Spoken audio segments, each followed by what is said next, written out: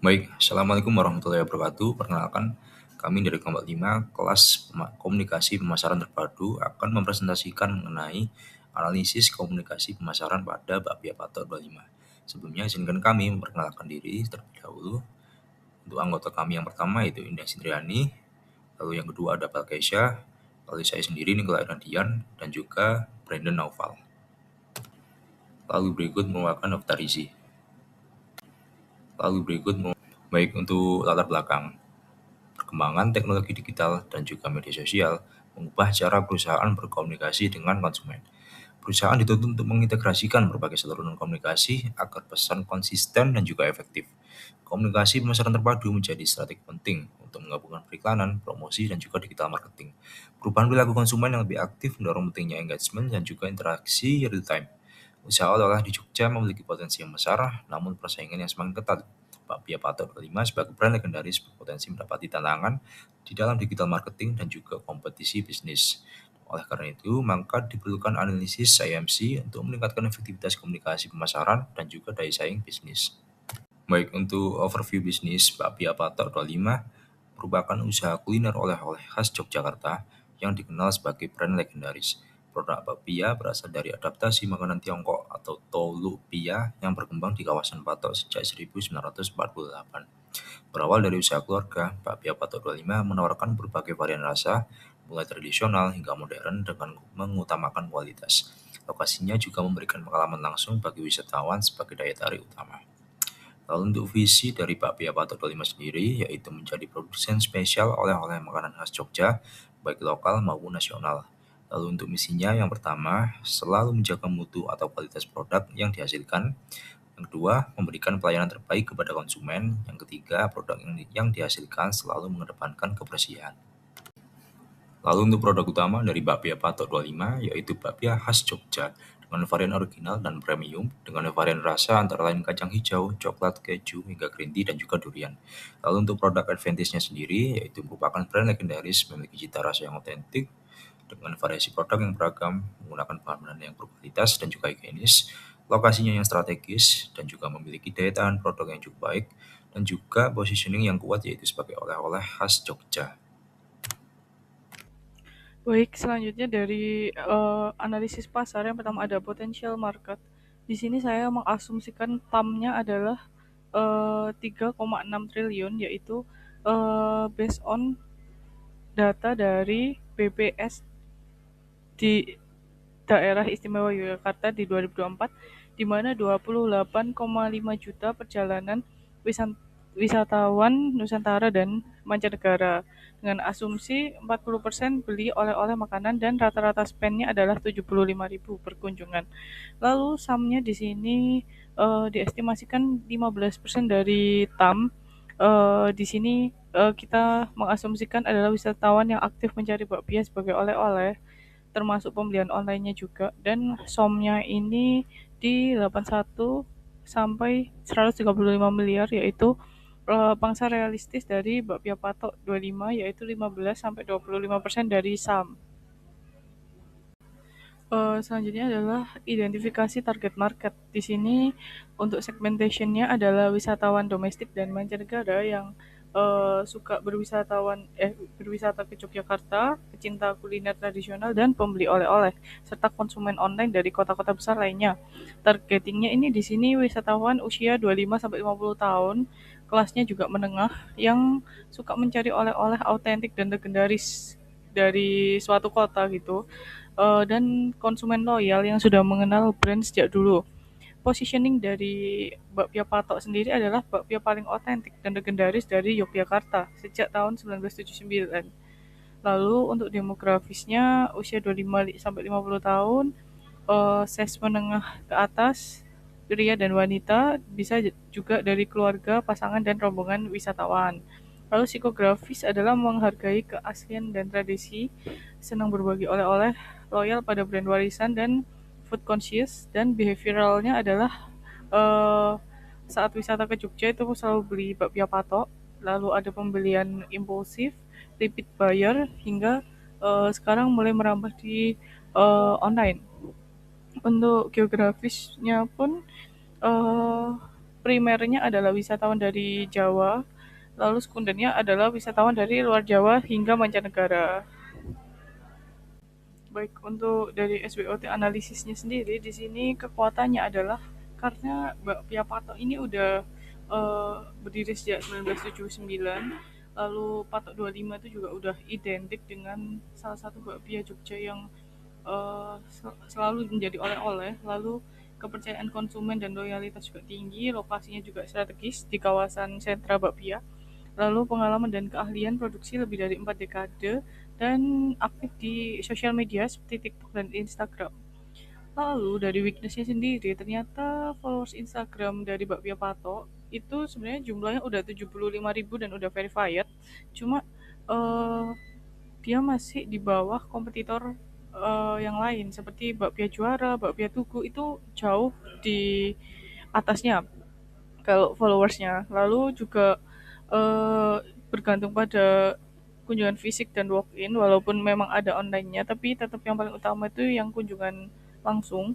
Lalu outletnya di Jogja juga tidak terlalu banyak, hanya ada beberapa, dan kurang agresif di media sosial dan konten-konten yang viral.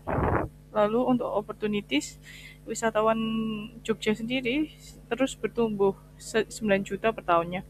Lalu tren oleh-oleh premium dan autentik itu makin diminati sih sekarang.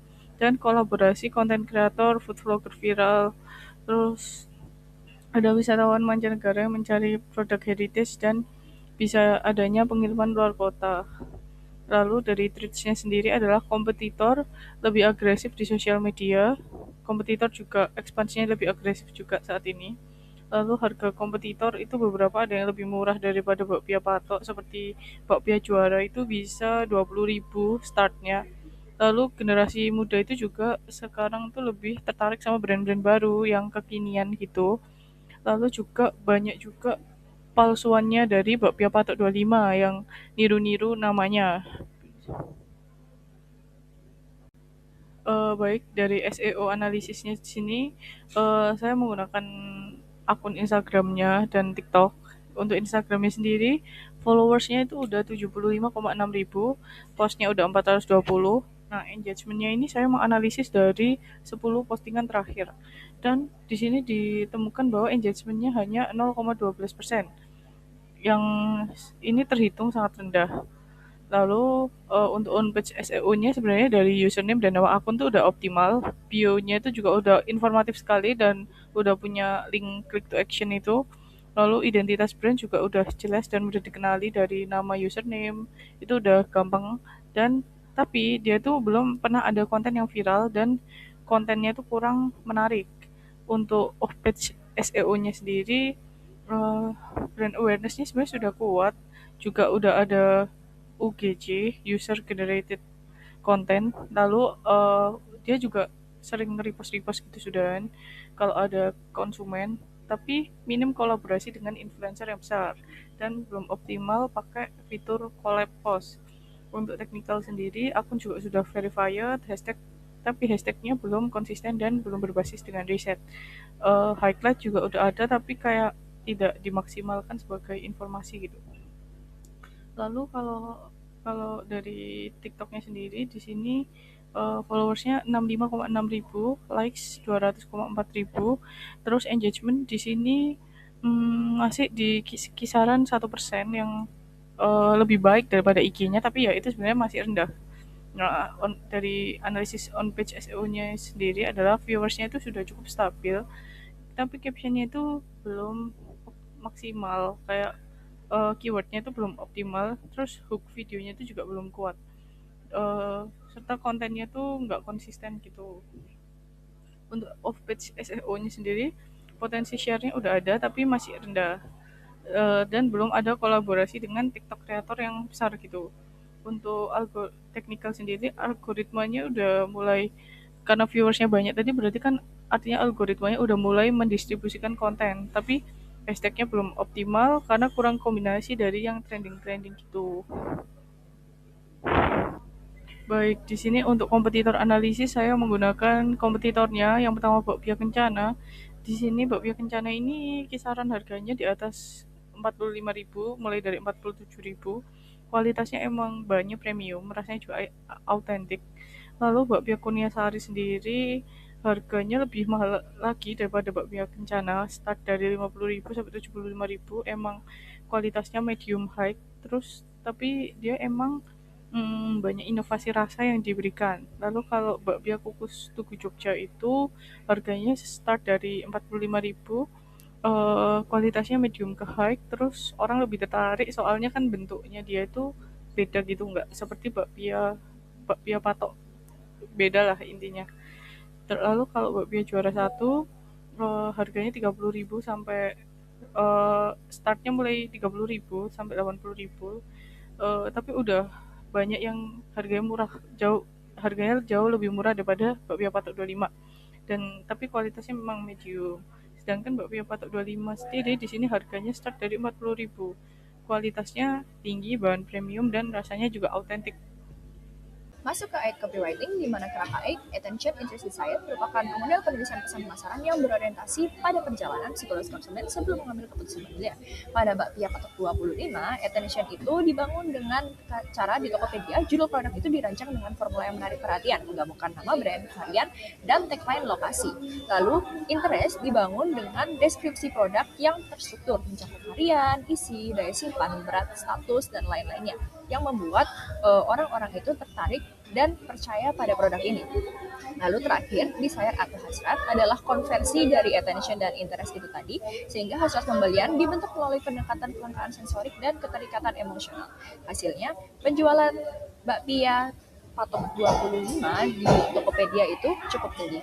Setelahnya ada HSO atau Hook Story Over, yang merupakan struktur narasi pemasaran yang sering digunakan pada konten media sosial yang berupa video pendek seperti TikTok dan Instagram Reels, di mana perhatian pengguna harus ditangkap dalam 3 detik pertama. Jadi dari beberapa contoh konten milik bakpia sendiri, hooknya itu ada beberapa, diantaranya adalah visual sensorik, pertanyaan nostalgia seperti pulang dari Jogja, jangan lupa satu hal ini, lalu yang terakhir adalah perbandingan varian yang berangkat dari pertanyaan oleh viewer sendiri. Lalu untuk story-nya, narasi bakpia patok 25 itu menonjolkan warisan autentik sejak 1981 dari usaha rumahan hingga menjadi ikon dari oleh-oleh Jogja. Yang terakhir, Over, penawaran bakpia patok 25 itu menunjukkan value berlapis melalui 2 segmen harga, yaitu varian original dan premium, dengan penjualan yang tinggi. Selain itu, strategi bundling seperti adanya paket PDKT dan paket sunset dengan banyak ulasan positif terbukti efektif untuk meningkatkan persepsi nilai dan mendorong kenaikan average order value. Selanjutnya ada PAS atau Problem Agitated Solution, yang bekerja dengan cara mengidentifikasi masalah yang dihadapi oleh konsumen. Jadi, problem atau masalah pada konsumen itu ada 3 masalah utama yang diangkat oleh bakpia patok. Yang pertama adalah kecemasan wisatawan pulang tanpa oleh-oleh Jogja yang benar, kesulitan mendapatkan bakpia asli luar Jogja akibat banyaknya produk tiruan, serta kekhawatiran akan kualitas dan kesegaran produk saat pengiriman online. Nah, Agitate mempertegas masalah. Pendekatan dari bakpia patok 25 sendiri menekankan rasa kehilangan, bukan ketakutan, dengan framing bakpia asli versus bakpia biasa untuk menegaskan perbedaan kualitas. Lalu solution atau solusi yang ditawarkan oleh bakpia patok 25 hadir sebagai solusi dengan positioning oleh-oleh khas Jogja yang memberi rasa aman secara sosial serta kemudahan pemesanan online 24 jam dengan pengiriman ke seluruh Indonesia. Berikut untuk website dari bakpia patok 25. Jadi website resmi dari bakpia patok 25 atau bakpia25.com itu berfungsi sebagai pusat informasi dalam ekosistem digital marketing. Jadi di sini kita bisa lihat ada beberapa informasi-informasi yang ada di sana, dan websitenya sendiri secara tampilan UI dan UX sendiri menurut kami itu cukup ketinggalan apabila dibandingkan dengan UMKM atau startup di masa sekarang. Nah, tujuan dari website sendiri itu balik lagi adalah pusat informasi dalam ekosistem digital marketing dari bakpia patok 25. Untuk iklan yang diterapkan oleh bakpia patok 25 sendiri itu yang pertama ada di Instagram dan TikTok, di mana Instagram dan TikTok dari bakpia patok 25 itu sangat-sangat aktif sekali. Mereka punya konten organik yang berkualitas, lalu mengacu pada model Aicha. Lalu yang kedua adalah mereka juga punya lomba konten sebagai iklan berbasis komunitas. Seperti yang gambar terlampir, bakpia patok 25 itu memanfaatkan strategi community based advertising melalui lomba video berhadiah jutaan rupiah. Dari kami sendiri, dari analisis yang kami lakukan, juga adanya kemungkinan iklan-iklan di bagian Tokopedia dan Shopee atau e-commerce mengingat besarnya penjualan mereka di sana.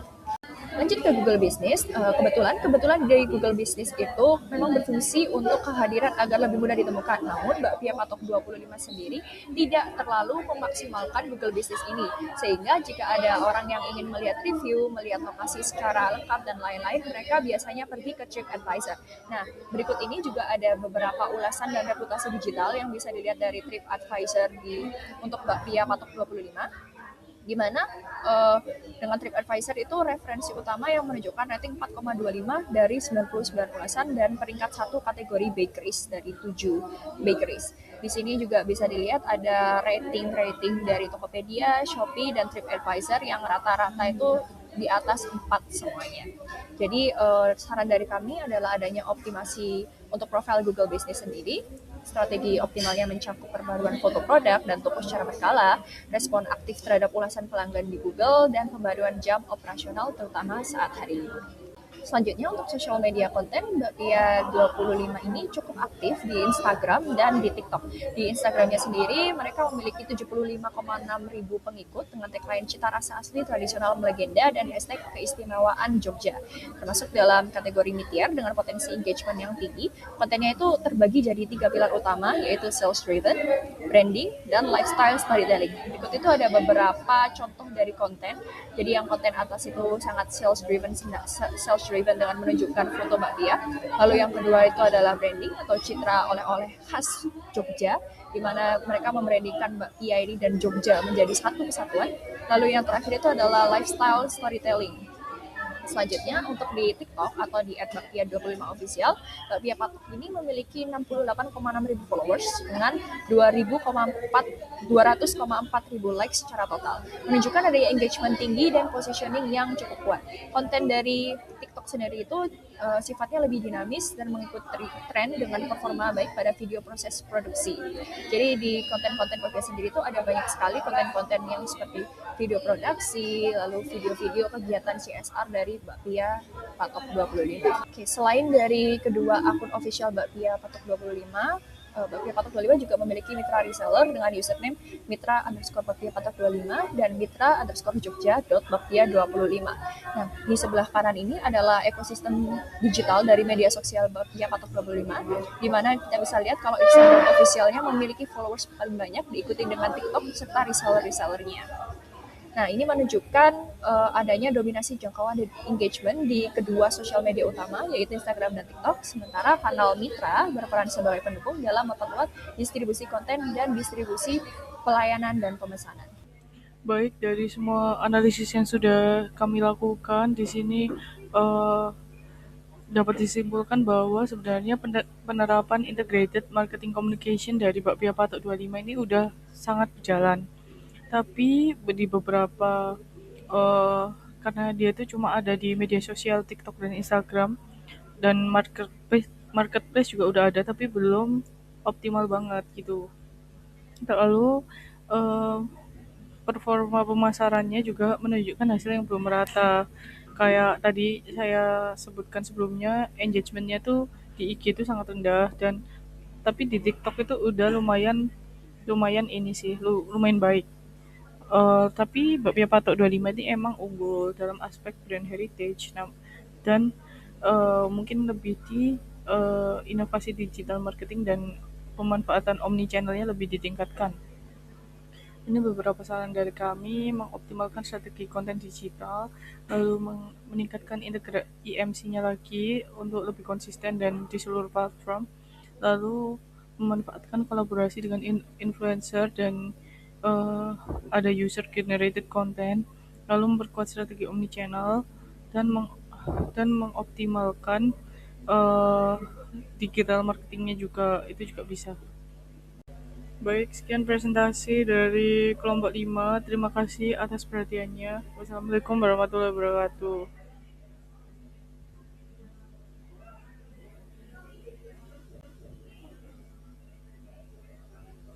Berikut adalah logbook dari kelompok 5 sendiri.